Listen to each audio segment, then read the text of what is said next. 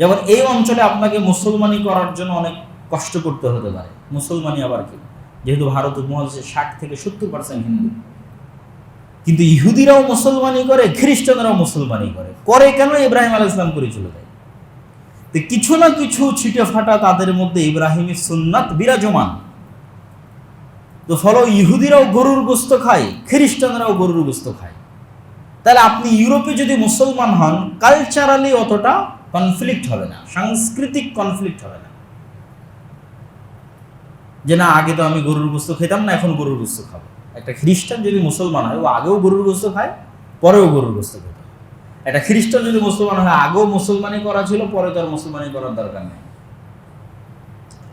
তাহলে যেহেতু আমরা ভারত উপমহাদেশে বসবাস করা মুসলমান, আর এই অঞ্চলে যেহেতু কোনো আসমানি দিনের অনুসারী মানুষেরা নাই, দিনে মিল্লাতে ইব্রাহিমের অনুসারী হওয়ার দাবি করবে এরকম কোনো মানুষ নেই।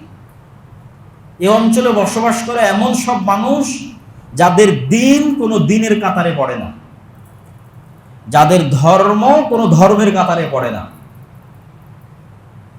ফলত এই অঞ্চলে যেই মুসলমান হয়েছে, ওকে গোস্ত খাওয়ার জন্য কি করতে হয়েছে? লড়াই করতে হয়েছে।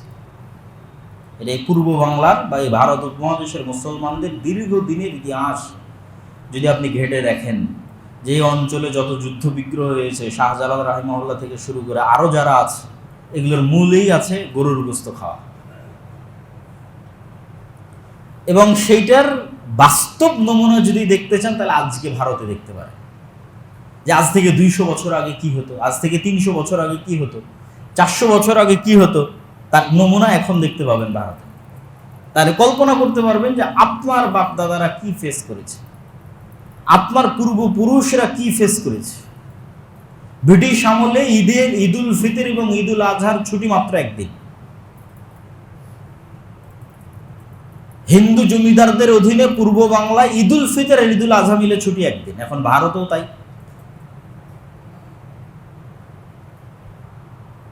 খোলা ময়দানে ঈদের সালাত আদায় ভারতে নিষিদ্ধ করে দেওয়া হয়েছে।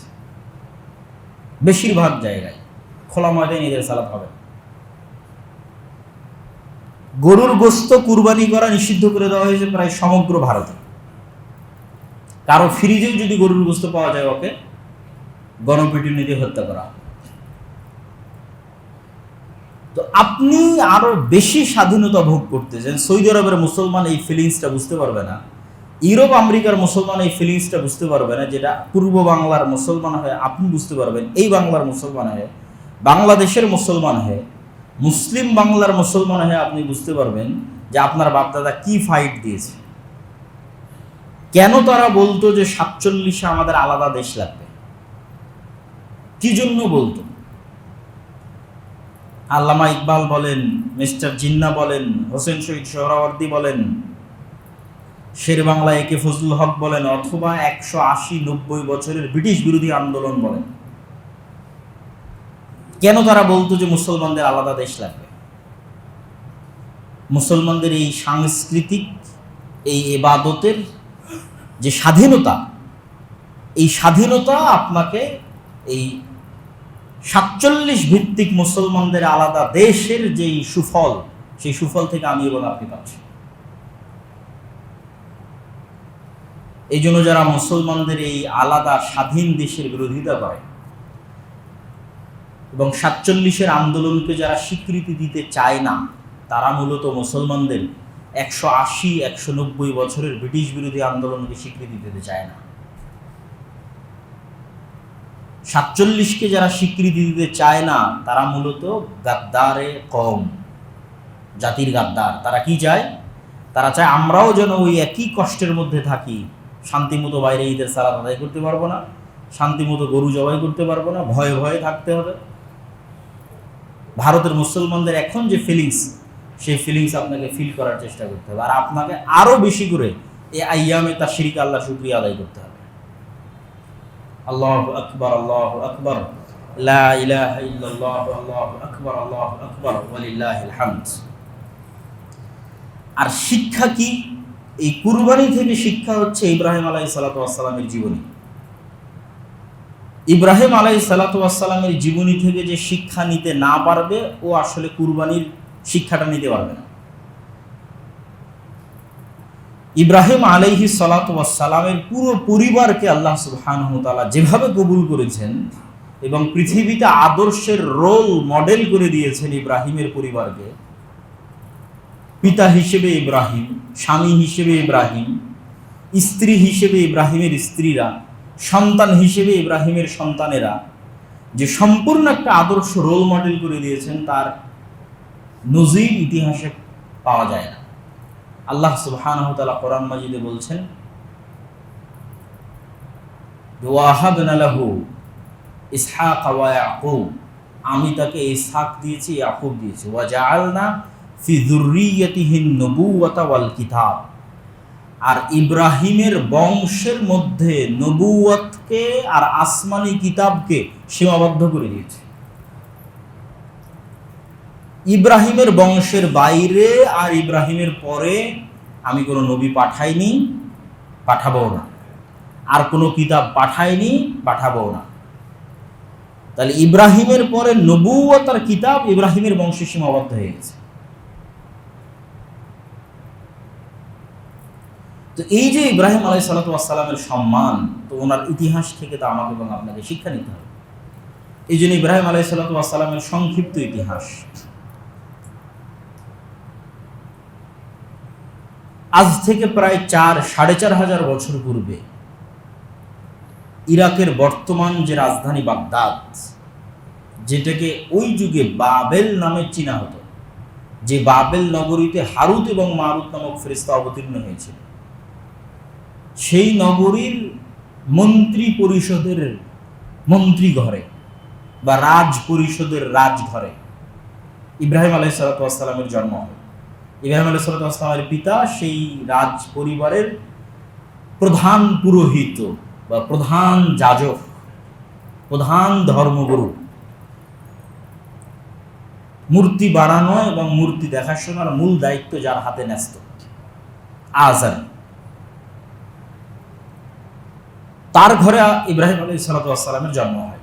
ইব্রাহিম আলাইহিস সালাতু ওয়াস সালামকে আল্লাহ তার সেলফ অ্যানালাইসিস, শার্প মেধা, হিকমা, যা আল্লাহ জন্মগত দিয়েছিলেন, যেটার মাধ্যমে তিনি আল্লাহর তাওহীদ পান, আল্লাহ সুবহানাহু ওয়া তাআলা তাকে হেদায়েত দেন, তার মনের মধ্যে প্রশ্ন তৈরি হয়, তিনি নিজেই সেই প্রশ্নের উত্তর খোঁজার চেষ্টা করেন। আশেপাশের মানুষকে দেখেন সূর্যের ইবাদত করে, চন্দ্রের করে, তারকার করে, ওগুলো নিয়ে উনিও চিন্তা করতে থাকেন যে সূর্যের ইবাদত কেন করব, চন্দ্রের কেন করব, তারকার কেন করব, এবং প্রত্যেকটা কেন করব না তার একটা করে লজিক বের করতে থাকেন। এই যে সেলফ অ্যানালাইসিস করতে করতে করতে করতে উনি এই সিদ্ধান্তে পৌঁছেন, যেটা আল্লাহ কোরআনে ভাবে বলছে, ইন্নী ওয়াজ্জাহতু ওয়াজহিয়া লিল্লাযী ফাতারাস সামাওয়াতি ওয়াল আরদা হানিফান ওয়া মা আনা মিনাল মুশরিকিন, আমি আমার সকল চিন্তা চেতনা, ধ্যান ধারণা মনোনিবেশ করছি, সন্নিবেশিত করছি, একীভূত করছি একমাত্র ওই সত্তার দিকে, যিনি আসলে এই আসমান, এই জমিন, এই সূর্য, এই নক্ষত্র, এই গ্রহ সব আসলে যিনি তৈরি করেছেন, যাকে দেখতে পাচ্ছেন, যিনি আড়ালে আছেন এই সবগুলো। ওয়ামা আনা মিনাল মুশরিকিন, আর আমি মুশরিকদের অন্তর্ভুক্ত নই। ইন্নী বারিউম মিম্মা তুশরিকুন, হে আমার জাতি, তোমরা যে শিরক করতেছো, এই শিরক থেকে আমি মুক্ত এবং পবিত্র। এই যে ইব্রাহিম আলাইহিস সালাতু ওয়াস সালাম আল্লাহর তাওহীদের যে সন্ধান পেলেন, এই দাওয়াত উনি পৌঁছে দিলেন প্রথমে তার বাবার কাছে, তারপরে পৌঁছে দিলেন সমাজের লোকের কাছে। বাবার কাছে পৌঁছে দিলেন কীভাবে? আতাত্তাখিযু আসনামান আলিহা ইয়া আবাতি লিমা তা'বুদু মা লা ইয়াসমাউ ওয়া লা ইয়াবসুরু ওয়া লা ইউগনি আনকা শাইআ। ইব্রাহিম তার পিতাকে ডাক দিয়ে বলল, হে আমার পিতা, এমন মূর্তির কেমনে ইবাদত করেন যে শোনে না, যে দেখে না, যে আপনার কোনো উপকার করতে পারে না।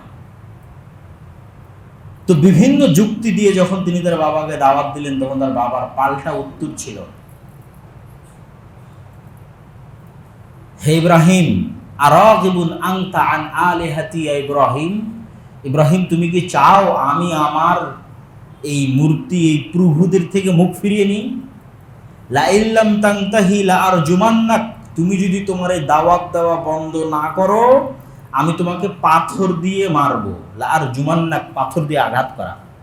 ওয়াহজুরনি মালিয়া, আর তুমি এক্ষুনি আমার এখান থেকে, আমার ঘর থেকে বের হয়ে যাও। হকের দাওয়াতে ঘর থেকে প্রথম বাধা আসে। বংশ পরিচয়ে কোনো কিছুর মূল্য নির্ধারিত হয় না। নূহের সন্তান কাফের, আর মূর্তি পূজকের সন্তান পৃথিবীর সর্বশ্রেষ্ঠ নবীদের একজন। এই জন্য বংশ পরিচয়ও কিছু হয় না, রক্তেও কিছু হয় না, হয় ইমানের নূরে, যার মধ্যে ইমানের নূর একবার প্রজ্বলিত হয়। সে এখন কোন বংশে জন্ম নিল, কোন ঘরে জন্ম নিল, সেটা দেখে লাভ নাই। তো ইব্রাহিম আলাইহিস সালাতু ওয়াস সালামের পিতা যখন তার দাওয়াত গ্রহণ করলো না, এবার উনি চাচ্ছেন সমাজের মানুষকে দাওয়াত দিতে।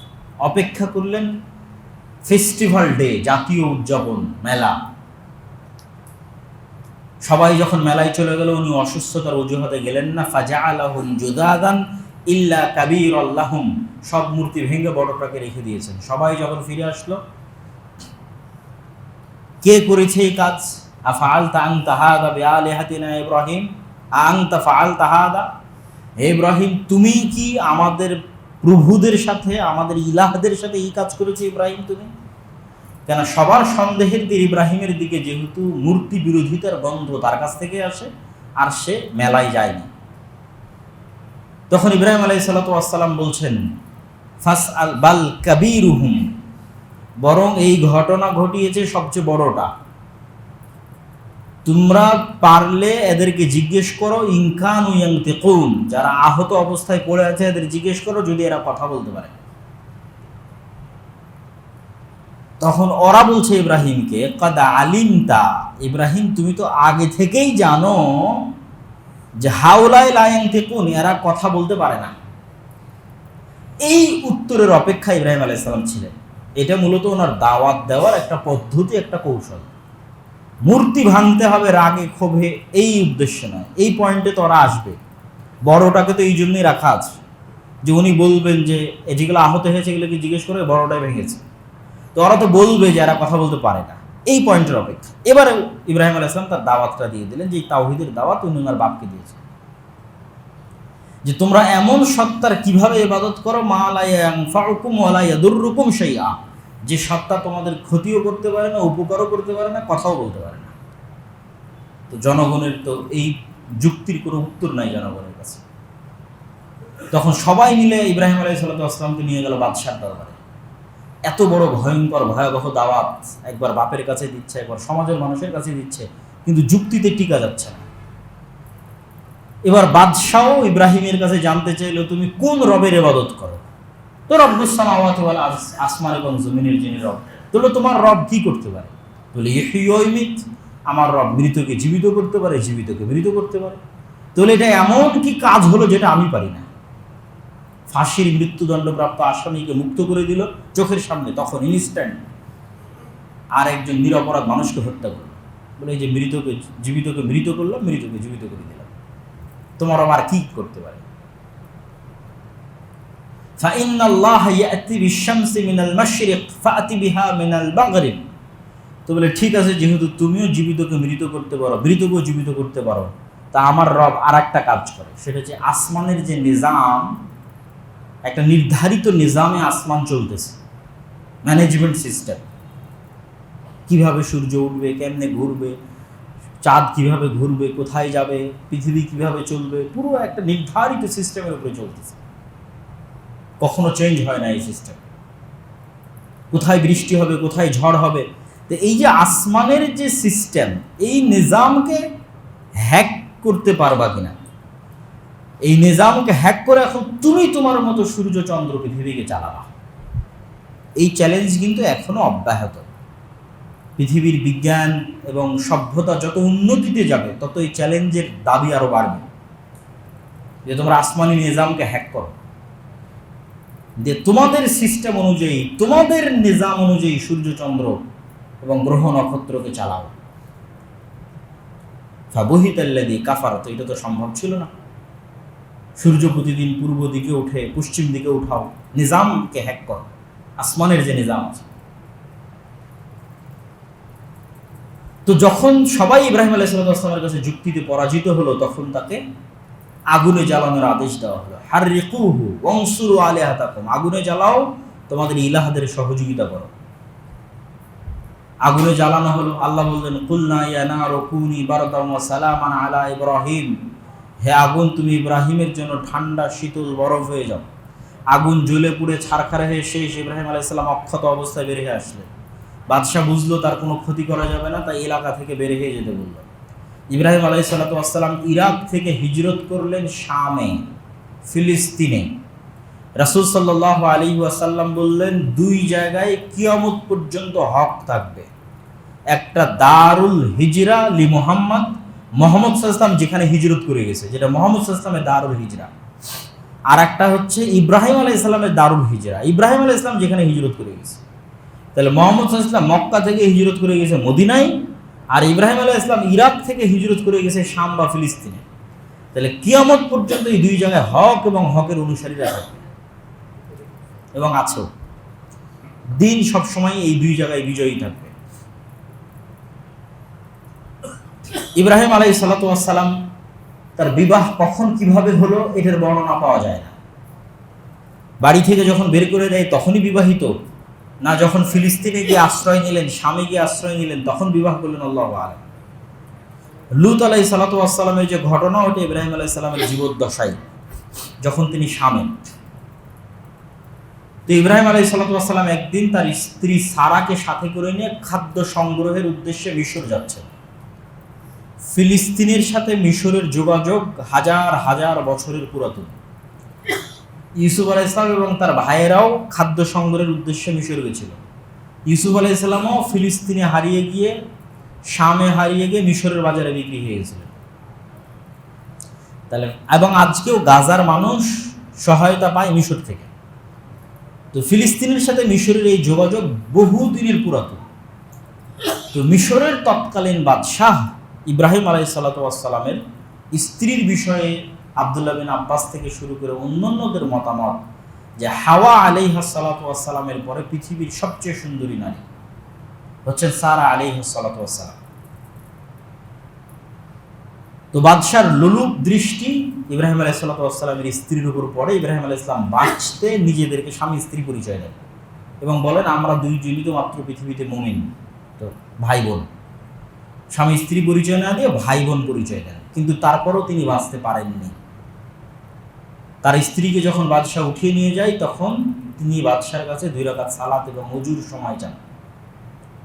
তাতাওয়াদ্দা ওয়া তুসাল্লি, ওযু করে 2 রাকাত সালাত আদায় করে আল্লাহকে বলেন, আল্লাহুম্মা ইন কুনতা তা'লাম আন্নী আমানতু বিকা ওয়া বিরাসূলিক, আল্লাহ আপনি যদি জানেন আমি আপনাকে বিশ্বাস করি, আপনার রাসূল ইব্রাহিমের উপর ঈমান রাখি, ওয়া আহসানতু ফারজি ইল্লা আলা যাওজি, আর আমার লজ্জাস্থান আমি কাউকে ব্যবহার করতে দেইনি, পবিত্রতার আমানত রক্ষা করেছি, ফালা তুসাল্লিত আলাইয়াল কাফির, তাহলে আজকে আমার উপর কোনো কাফেরকে চাপিয়ে দিয়েন না। এই দোয়া করা শেষ এবং বাদশাহ ওই জায়গাতেই জমিনে উল্টে পড়াও সাথে সাথে বাদশাহ তখন আবার অনুরোধ করলো যে আমাকে বাঁচাও। সারা আলাইহিস সালাম বাঁচালেন এই মনে করে যে যদি বাদশাহ এখানে মারা যায় মানুষ বলবে আমি হত্যা করেছি, তো আরো বিপদে পড়ে যাবে। তো বাঁচানোর জন্য উনি আবার আল্লাহর কাছেই দোয়া করলেন। উনি আলাদা করে চিকিৎসা করে বাঁচাচ্ছেন তা না, আবার আল্লাহকে বলতেছেন আল্লাহ একে সুস্থ করে দাও। তো সে আবার সুস্থ হয়ে আবার তার আগের গতিতে ফিরে আসতেছে। তখন আবার তিনি আল্লাহর কাছে দোয়া করলেন তার ধ্বংস কামনা করে। তাহলে এই ঘটনা ঘটলো 3 বার, মানে 3 বার উল্টে পড়ে গেল, আবার 3 বার বাঁচলো, মোট 6 বার। মোট 6 বার একটা মহিলা মুখ দিয়ে যা উচ্চারণ করতেছে আল্লাহর সাথে সাথে ওটাই বাস্তবায়ন করতেছে। আল্লাহ, তাহলে মানুষ আল্লাহ সুবহানাহু ওয়া তাআলার কত নিকটে পৌঁছতে পারে, মানুষ তার ইবাদত, তার তাকওয়া, তার পরহেজগারিতা দিয়ে আল্লাহর এত নিকটে পৌঁছতে পারে, এটা সম্ভব যে সে মুখ দিয়ে যদি কিছু উচ্চারণ করে ওটা বাস্তবায়ন না করলে আল্লাহর নিজের লজ্জা লাগে যে আমার এই বান্দা মুখ দিয়ে এটা উচ্চারণ করলো আর আমি এটা বাস্তবায়ন করতেছি না, তিনি লজ্জা পান। এমনও মানুষ আল্লাহর নিকটে পৌঁছে। তার একটা উদাহরণ হচ্ছে সারা আলাইহিস সালাম। তখন বাদশাহ তার আরেক বাদশার এক কন্যাকে সে যুদ্ধবন্দী অবস্থায় নিয়ে এসেছিল, মিশরের কোনো এক বাদশাহ হাজেরা আলাইহিস সালাম, তাকেও হাদিয়া হিসেবে সারার সাথে দিয়ে দেয়। ইব্রাহিম আলাইহিস সালামের বয়স 90 বছর অতিক্রম করছে, ইতিহাসে প্রমাণ পাওয়া যায়, কিন্তু কোনো সন্তান হয়নি। তাই সন্তানের আশায় সারা আলাইহিস সালাম ইব্রাহিম আলাইহিস সালামের বিয়ে দেন হাজেরার সাথে। এবং হাজেরার সাথে বিয়ে দেওয়ার পর ইব্রাহিম আলাইহিস সালাম সন্তান লাভে ধন্য হন, তার প্রথম এবং বড় সন্তান ইসমাইল। কিন্তু স্বভাবজাতভাবে মানুষের যেই স্ত্রীর সন্তান হয় ওই সন্তানের মায়া, আর এইটা আবার আর এক স্ত্রী যার সন্তান হচ্ছে না, তার অন্তরে একটু হলেও কষ্ট দেয়, ঈর্ষা তৈরি করে। স্বাভাবিক, সবাই আদমের সন্তান, মানুষ, কেউ ফেরেশতা নয়। আর আল্লাহর নিজেরও হিকমা আছে যে আল্লাহ সুবহানাহু ওয়া তাআলা চান না যে ইব্রাহিমের অন্তরে অন্য কোনো কিছুর প্রতি মাত্রাতিরিক্ত ভালোবাসা তৈরি হোক। ইব্রাহিমের অন্তরে ভালোবাসা থাকবে শুধু আল্লাহ। ওই জন্য বলা আছে কানিতান হানিফাম মুসলিমা। ইব্রাহিমের অন্তরে যদি বেশি ভালোবাসা তৈরি হয় সন্তানের উপর, বেশি ভালোবাসা তৈরি হয় স্ত্রীর উপর, তাহলে পরীক্ষায় পাশ করতে পারবে না। সামনে যখনই পরীক্ষা আসবে তখন ফিতনা হয়ে দাঁড়াবে ছেলে মেয়ে স্ত্রী পুত্র। যেমন আমাদের জন্য আমাদের টাকা পয়সা, আমাদের ধন দৌলত, আমাদের ছেলে মেয়ে, আমাদের স্ত্রী পুত্র ফিতনা। ধরেন এখন জিহাদের ঘোষণা আসলো, আপনি জিহাদে যেতে পারবেন না, মুনাফিক হয়ে যাবেন। বৈধ জিহাদের ঘোষণা থেকে পিছপা হওয়া মুনাফিক। কেন মুনাফিক হয়ে যাবেন? ওই যে ছেলে মেয়ে স্ত্রী পুত্র টাকা পয়সা ধন দৌলতের ভালোবাসা আটকে গেছে। তাহলে আপনি এখনো প্রকৃত হানিফা মুসলিমা হতে পারেন। তাহলে ওইটাই যদি ইব্রাহিম আটকে যায়, তাহলে ইব্রাহিম কিভাবে হানিফা মুসলিমা? তো আল্লাহ আদেশ দিলেন। আরো একটা হিকমা আছে আল্লাহ সুবহানাহু ওয়া তাআলা, সেটা হচ্ছে ইন্না আউওয়ালা বাইতুম মুদিআ লিন-নাস বিবাক্কাহ। আদম আলাইহিস সালাম প্রথম যখন পৃথিবীতে আসেন তখন ফেরেশতাদের দিয়ে একটা জায়গা নির্ধারণ করে আল্লাহর ইবাদতের প্রথম ঘর মক্কা, কাবা। কিন্তু নূহ আলাইহিস সালামের বন্যায় সারা পৃথিবী ডুবে গেছিল, তখন কাবা ঘরও মিটে গেছে। তারপরে আর কেউ কাবা ঘর তৈরি করেনি। তো আল্লাহর আর একটা হিকমা আছে যে আল্লাহ ইব্রাহিমের সন্তানদের দিয়ে কাবা ঘর তৈরি করবে, ইব্রাহিমকে দিয়ে। ফলত আল্লাহ বললেন রেখে আসো। জেরুজালেম বা ফিলিস্তিন থেকে 1200 থেকে 1400 কিলোমিটার দূরে। হাদিসের একটা ইবারত এবং কোরআনের একটা আয়াত। কোরআনের আয়াতে ইব্রাহিম আলাইহিস সালাম বলেন ইন্নী আসকানতু মিন যুররিয়াতি বিওয়াদিন গায়রা জি জারইন। আল্লাহ এমন এক জায়গায় আমার বংশকে রেখে যাচ্ছে যেটা গায়রা জি জারইন, কিছুই উৎপাদন হয় না। আর হাজেরার মুখের বাক্য হাদিসে সহিহ বুখারীতে লাইসা ফিহি ইনসুন ওয়ালা শাই। মানুষ তো নাই, কিছুই নাই। কিছুই উৎপাদন হয় না মানে ঘাসও উৎপাদন হয় না। তাহলে গাছপালা নাই, ঘাস যেখানে নাই, ঘাসই নাই, তো গাছপালা থাকবে কি? আর বলেছে মানুষ নাই, কিছুই নাই। তাহলে মানুষ নাই, কিছুই নাই মানে মানুষ তো নাই, পশু পাখি প্রাণী জীব জন্তু জানোয়ার কিচ্ছু।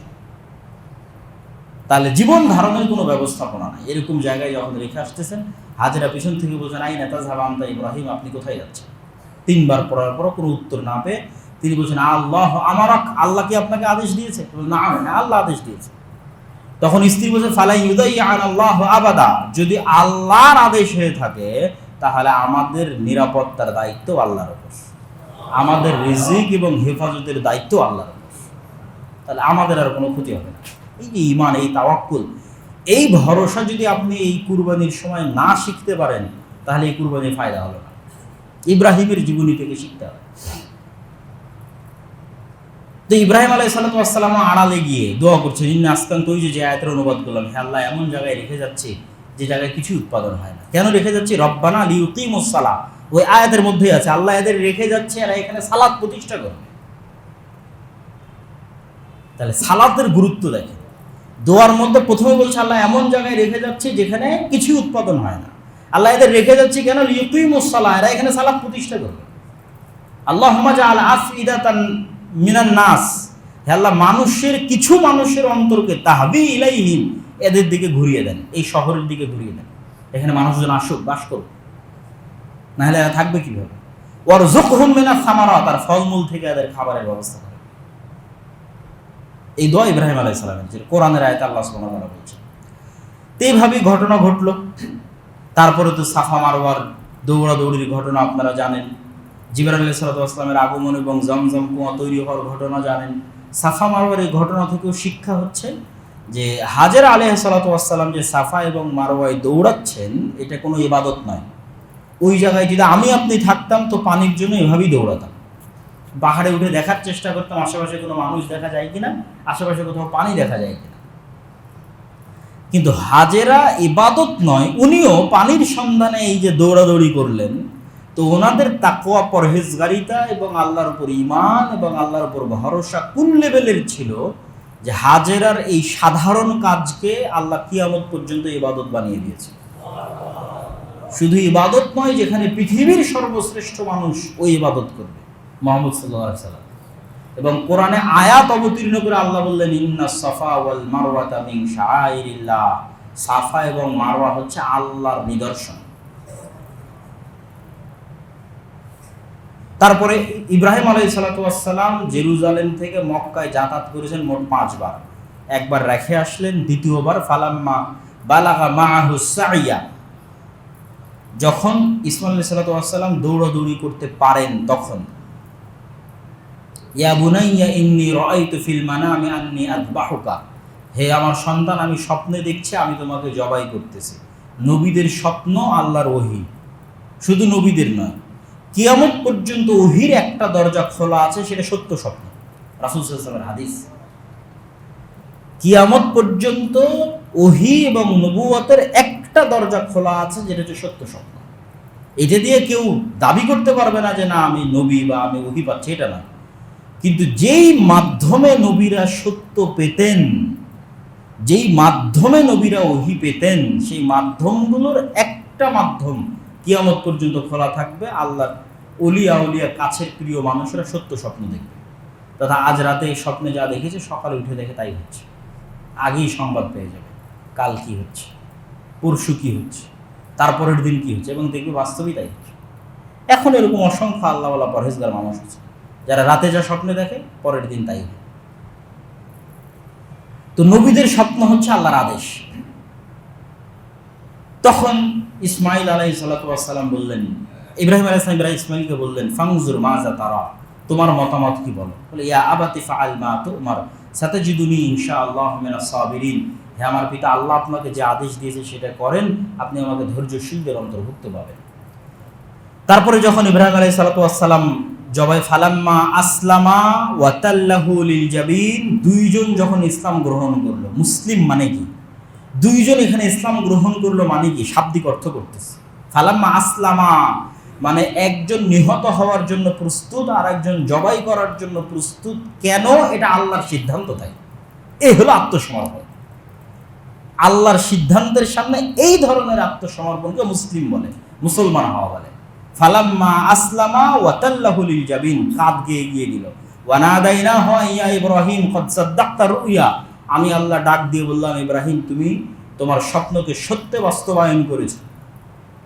ওয়া ফাদাইনাহু বিযিবহিন আযীম, আর এটা অনেক বড় পরীক্ষা, এই পরীক্ষায় তুমি পাশ করেছো, তোমার সন্তানকে আরেকটা কুরবানি দিয়ে আমি মুক্ত করে দিয়েছি। শুধু তাই নয়, তুমি যে এই পরীক্ষায় পাশ করলা, যে সন্তানের মায়া, স্ত্রীর মায়া আল্লাহর চাওয়ার উপর প্রাধান্য পেতে পারলো না, যেটা আগেই উল্লেখ করেছে আল্লাহর হিকমা, যে ইব্রাহিম হানিফা মুসলিমা হবে, আর তার অন্তরে সন্তান আর স্ত্রীর প্রতি মাত্রাতিরিক্ত ভালোবাসা থাকবে, যে আল্লাহ কোনো আদেশ দিলে সেটা বাস্তবায়ন করতে পারবে না।